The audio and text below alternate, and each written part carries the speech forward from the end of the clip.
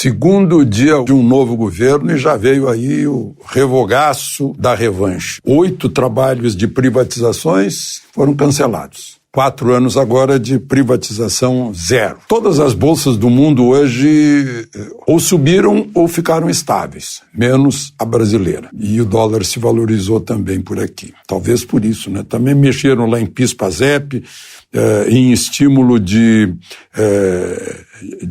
indústria de semicondutores, cancelando escola para crianças deficientes. Essa história do garimpo está prevista na Constituição. As armas foi uma decisão de 64% do povo brasileiro no referendo em 2005. Mas, sobretudo, tem uma história aí que vai depender do Congresso e eu duvido que consigam, porque vai sair uma medida provisória transferindo o COAF de volta para a Fazenda. Estava no Banco Central sem nenhum problema. Não houve nenhuma intromissão política nas transferências de dinheiro. Só que antes havia vazamentos seletivos, chantagens políticas. E seria a volta disso para a Fazenda. Medida provisória vai ser necessária. Será que os políticos, a partir de 1º de fevereiro, com o novo Congresso, vão aceitar isso? Ou vão temer por uma chantagem política? Bom, eu falei em revanche, tá aí o PSOL, partido que fez parte da eleição de Lula, da coligação.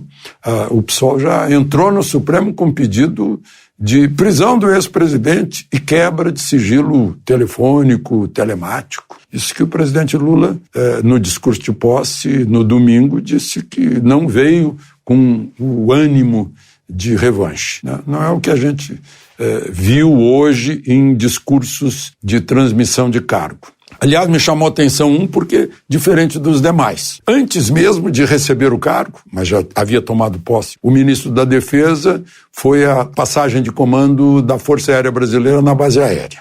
E o discurso dele foi muito bem aceito, porque ele disse que as 3 forças militares continuarão com seus programas de modernização e de reforço da defesa nacional. E elogiou o seu antecessor na passagem do Ministério da Defesa horas depois.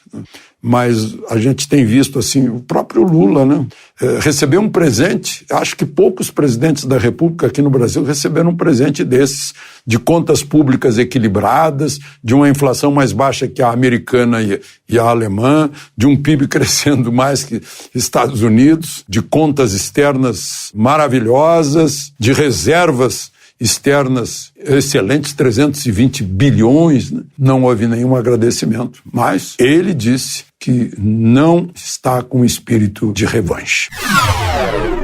Costuma-se dizer que o Nordeste foi responsável pela vitória de Lula.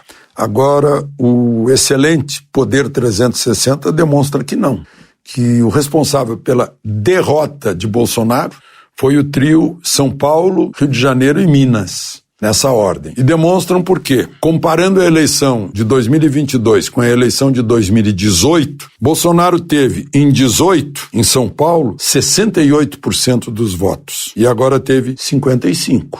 No Rio de Janeiro, teve 68% de novo. E agora, 56%. Em Minas Gerais, em 2018, Bolsonaro teve 58% e agora teve 50%. Isso significou, só nesses 3 estados do centro do país, 11,4% de pontos percentuais a menos que Bolsonaro perdeu de 2018 para 2022. O Nordeste é um lugar de grandes vitórias de Lula, mas não foi o responsável pela derrota de Bolsonaro, né?